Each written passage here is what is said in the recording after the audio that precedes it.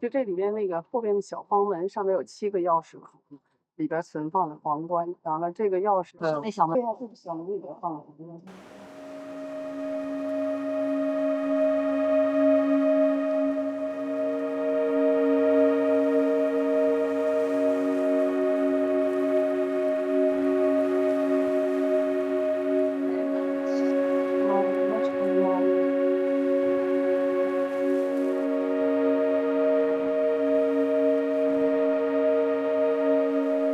佛头在云端的里面。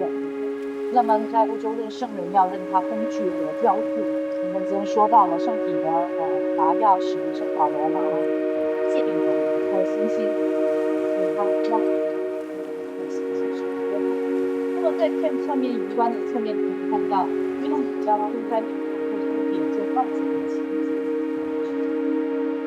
主要的上来。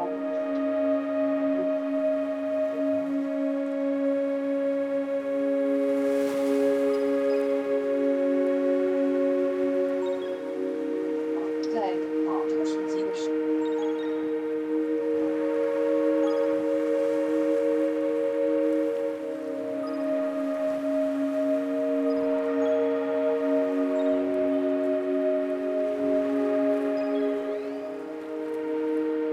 当时他很大很大，然后受到光教皇的镇压，殉道的时候他不到16岁，所以追究仇源相当于他们最高的宗教圣人，所以教堂就经常他的名字来下定义嘛，就圣维特大教堂就是他的名字。